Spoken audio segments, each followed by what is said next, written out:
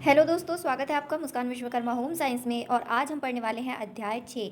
Yes दोस्तों, हमने अध्याय 5 पूरे कंप्लीट कर चुके हैं और आज हम इकाई 3 अध्याय 6 पढ़ने वाले हैं, जिसमें हम पढ़ने वाले हैं व्यक्तिगत आरोग्य के बारे में, मतलब कि स्वास्थ्य। ठीक है, तो चलिए हम जानते हैं कि पाठ्यक्रम के अंदर हमने क्या क्या पढ़ा है। पाठ्यक्रम के अंतर्गत हमने पढ़ा है स्वास्थ्य को प्रभावित करने वाले कारक, मतलब पढ़ने वाले हैं सॉरी, स्वास्थ्य को प्रभावित करने वाले कारक: व्यायाम, आसन, योगासन, ताड़ासन, पाद हस्तासन, मकरासन, भुजंगासन, वज्रासन, कटी चक्रासन, शस्त्रकासन, भोजन, विश्राम, मनोरंजन एवं निद्रा। ठीक है, उत्तम स्वास्थ्य मानव के लिए अत्यंत आवश्यक है। स्वस्थ शरीर में ही स्वस्थ मस्तिष्क रहता है। इस कथन की पुष्टि कई विद्वानों ने की है। शरीर और मन का संबंध बहुत ही घनिष्ठ है। जब शरीर स्वस्थ होता है तब मन भी स्वस्थ होता है। शरीर के अस्वस्थ होने पर मन खिन्न व उदास रहता है। इसीलिए प्रत्येक व्यक्ति को अपने शरीर को स्वस्थ बनाए रखने का प्रयत्न करना चाहिए। बुद्धिमानी इसी में है कि आरंभ से ही वह स्वास्थ्य के प्रति सचेत रहे। स्वस्थ शरीर को चुस्त, सक्रिय और निरोगी बनाए रखने के लिए जो आवश्यक क्रियाएं की जाती है, जो सावधानियां रखी जाती है, व्यक्तिगत आरोग्य कहलाती है। ठीक है, उत्तम स्वास्थ्य के बारे में पढ़ लेते हैं। उत्तम स्वास्थ्य मनुष्य को सदैव स्वस्थ रखना चाहिए। उत्तम स्वास्थ्य मनुष्य के लिए अमूल्य रत्न के समान है। ठीक है, मतलब अगर हमारा स्वास्थ्य सही रहेगा तो वो हमारे लिए अमूल्य रत्न हीरे मोती जवाहरात के समान है। ठीक है, स्वस्थ रहने पर उसे किसी प्रकार का रोग होने की संभावना नहीं होती रहती है। अवस् अस्थवा सॉरी अस्वस्थ अस्वस्थ व्यक्ति शक्तिहीन तथा आलसी हो जाते हैं। इसीलिए कहा जाता है कि पहला सुख निरोगी काया। उत्तम स्वास्थ्य ही मनुष्य के जीवन को सार्थक बनाकर उसके स्वप्न को साकार बना सकता है। ठीक है, अच्छे आदतें उत्तम स्वास्थ्य की आधारशिला है, क्योंकि व्यक्ति जिस वातावरण में रहता है वह दूषित एवं हानिकारक कर्म को से भरा हुआ है। अतः जब तक इसे पृथक रहा जाएगा तब तक इसीलिए बात की पूर्ण संभावना है तब तक किसी बात की पूर्ण संभावना है कि इसके परिणामों से स्वास्थ्य प्रभावित होगा। उत्तम स्वास्थ्य से हमारा अभिप्राय केवल बीमारियों से मुक्त होना ही नहीं है, वरन स्वास्थ्य प्राप्ति के लिए उत्तम से उत्तम स्वास्थ्य के ध्येय की ओर संकेत है। मनुष्य के स्वास्थ्य पर स्तर जितना ऊंचा उठेगा उतना ही कुशलतापूर्वक उसके शारीरिक अंग एवं तंत्रिका तंत्र कार्य करेंगे। जीवन पर्यंत चलने वाले जीवन पर्यंत चलने वाली आदतें शिशु के जन्म के दिन से ही विकसित होने लगती है। बालक अधिकांश आदतें वातावरण से सीखता है ना। बच्चा, मैंने आपको कई बार बताया है, बच्चा जो छोटा होता है ना, उस समय वो जो भी देखता है, समझता है, वो वही सीखता है। एक अनभिज्ञ, एक छोटे बच्चे को जो तुरंत जन्मा हुआ है, उसको आप चाहे वो किसी भी जाति का हो, देखिए, अगर उसको सही वातावरण, सही मोटिवेशन, सही पावर मिल गई, समझ मिल गई, तो चाहे आप उसको किसी भी कोने में ले जाके भेज दो, उसका डीएनए तक चेंज हो सकता है। इन्वायरमेंट में इतनी पावर है। ठीक है, यदि बचपन में कुछ अच्छी आदतें पड़ जाए तो मनुष्य को जीवन भर स्वस्थ जीवन का आनंद प्रदान करती रहती है। अतः बाल्यकाल से ही अच्छी आदतें डालनी चाहिए। उत्तम स्वास्थ्य के नियम। ठीक है, अब उत्तम स्वास्थ्य रखना है तो उसके लिए नियम भी फॉलो करने पड़ेंगे, है ना। बिना एफर्ट के कुछ भी नहीं होता दुनिया में। बिना एफर्ट के आप कुछ नहीं कर सकते। ठीक है, तो नियम कानून जीवन में भी और स्वास्थ्य के लिए भी और हर चीज़ के लिए बहुत उपयोगी है। ठीक है, तो चलिए पढ़ते हैं। उत्तम स्वास्थ्य के लिए कुछ नियम जिसका पालन करना बहुत ही आवश्यक है। उत्तम स्वास्थ्य के कुछ नियम निम्नलिखित हैं या अग्रलिखित हैं। कुछ इस प्रकार के नियम है। त्वचा की स्वच्छता। ठीक है, सबसे पहले क्या है, त्वचा की स्वच्छता पर ध्यान देना अत्यंत आवश्यक है। हमारी स्किन जो हमारे शरीर को अंदर से ढाक कर रखती है, जो एक कपड़े के समान हमारे शरीर में पूरी बिछी हुई होती है, उसे क्या कहा गया है, त्वचा। ठीक है, तो इसके बारे में पढ़ते हैं। त्वचा पसीने तथा अन्य रूप से शरीर के दूषित पदार्थ त्वचा द्वारा विसर्जित होते हैं। शरीर के कुछ भाग जैसे बगलें तथा जांग के दुर्गंध आने लगती है। अतः इसे दूर करने के लिए त्वचा को स्वच्छ रखना अत्यंत आवश्यक है।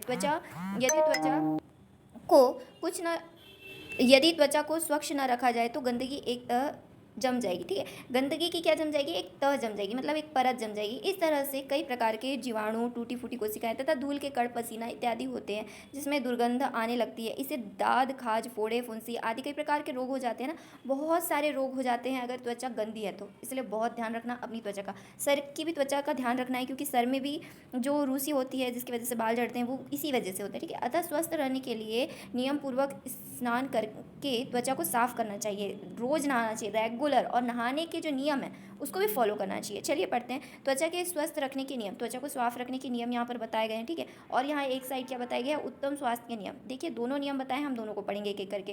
तो पहला क्या है, प्रतिदिन 4 से 6 गिलास पानी पीना चाहिए। मतलब पानी आपको बहुत सारा पीना चाहिए, क्योंकि क्योंकि पानी पीने से फैट कम होता है, पाचन तंत्र अच्छा रहता है, त्वचा में भरपूर नमी रहती है, बहुत कुछ सारे फ़ायदे हैं, लेकिन हम लोग पानी को स्किप कर देते हैं अपनी लाइफ में, है ना। दूसरा क्या है, नियमित रूप से व्यायाम करना चाहिए, ठीक है। व्यायाम, अपने आप को समय देना बहुत ज़रूरी है। अपने आप को आप समय दोगे ना, तो आपको महसूस होगा कि वाकई में अपने आप से कितना दूर था। आप अपने आप को पहचान पाओगे, और दुनिया में अपने आप को पहचानना बहुत ज़रूरी है, क्योंकि अगर आपने अपने आप को नहीं पहचाना तो दुनिया आपको ही नहीं पहचानेगी, है ना। ठीक है, भोजन, तीसरा क्या है, भोजन में ज़्यादा से ज़्यादा साग सब्जी का प्रयोग करना चाहिए। मतलब कि आप खाने में जितना ज़्यादा से ज़्यादा हो सके हरी सब्जियों का प्रयोग करो, क्योंकि उससे क्या होता है ना, बहुत सारे विटामिन, प्रोटीन और अलग अलग स्वाद हमें मिलते हैं ना, अलग अलग सब्जी खाने से। चौथा क्या है, गरिष्ठ भोजन नहीं करना चाहिए। देखिए, गरिष्ठ भोजन वो है जो आज के समय में हमारे मुंह को बहुत पसंद है ना, लेकिन हमारे स्वास्थ्य के लिए वो बहुत हानिकारक है। आप हिस्ट्री उठाकर देख लीजिए, जितने लोग बहुत ज़्यादा सक्सेसफुल है वो सभी लोग बहुत अच्छा भोजन करते हैं। गरिष्ठ भोजन शायद ही करते होंगे कुछ लोग, लेकिन अच्छा भोजन करते हैं, ठीक है। दूसरा क्या है, त्वचा को सदैव स्वच्छ रखना चाहिए। बच्चों को निष्क्रिय पदार्थ जैसे डिटॉल साबुन या नीम साबुन से नहलाना चाहिए। कुछ लोगों के पैरों में अधिक पसीना आता है, इनको चाहिए कि पसीने के बाद पैरों को धोए व पाउडर लगाएं, मोजे को बदलें तथा साफ करें। उन्हें हवादार जूते पहनने चाहिए। त्वचा को साफ रखने के लिए स्नान करना नितांत आवश्यक है। स्नान करना शरीर के आंतरिक अवयवों के लिए भी उपयोगी होता है। त्वचा में छोटे छोटे छिद्र होते हैं जिसके द्वारा पसीना बाहर निकलता है। स्नान से ये छिद्र खुल जाते हैं। स्नान से रक्त की गति तीव्र व शरीर में स्फूर्ति आती है। इससे आलस्य भी दूर होती है। स्नान से पूर्व तेल की मालिश करना लाभदायक है। स्नान के लिए मृदु साबुन व मृदु जल का प्रयोग करना चाहिए। मृदु साबुन व ज़्यादा हार्म नहीं, ज़्यादा हार्श नहीं, जिससे बहुत ज़्यादा मैल निकलने वाला, जैसे कपड़े धुलने के साबुन होते हैं उसमें बहुत सारे केमिकल होते हैं, तो इस तरीके के साबुन आपको नहाने के लिए यूज़ नहीं करने हैं। और नहाने से पहले तेल लगाना बहुत ज़रूरी है। देखिए, हमारी त्वचा जो है ना बहुत कोमल है, बहुत नाजुक है, उसमें अगर आप तेल लगा करके उससे नहलाएंगे, मतलब नहाएंगे, तो नहाने से क्या होता है ना, हमारे ऊपर पानी हम डालते हैं तो इससे जो हमारा जो अंदर से जो सीबम आया हुआ होता है, देखिए सीबम अपने इधर भी आता है। सीबम हमारे सर पे ही नहीं आता है, हमारे हाथ पैरों में भी आता है, क्योंकि यहाँ पर भी बाल होते हैं ना, और रोम छिद्र तो हर जगह पाए जाते हैं ना, तो सीबम यहाँ पर भी आता है। जब हम तेल लगा देते हैं तो वो जो सीबम होता है, जो हार्शनेस होती है, जो डस्ट होता है, वो सब कुछ हमारे पानी के साथ तेल लेकर के धुल लेता है। इससे क्या होता है, हमारी जो स्किन है ना वो ड्राई नहीं होती है। हमें एक्स्ट्रा कहीं से बॉडी लोशन वगैरह लगाने की ज़रूरत नहीं पड़ेगी। आप नॉर्मली सरसों तेल लगा करके भी काम कर सकते हैं, ठीक है। दूसरा क्या है, उत्तम स्वास्थ्य के नियम। यहाँ नियम बताए गए हैं। पहला क्या है, त्वचा की स्वच्छता।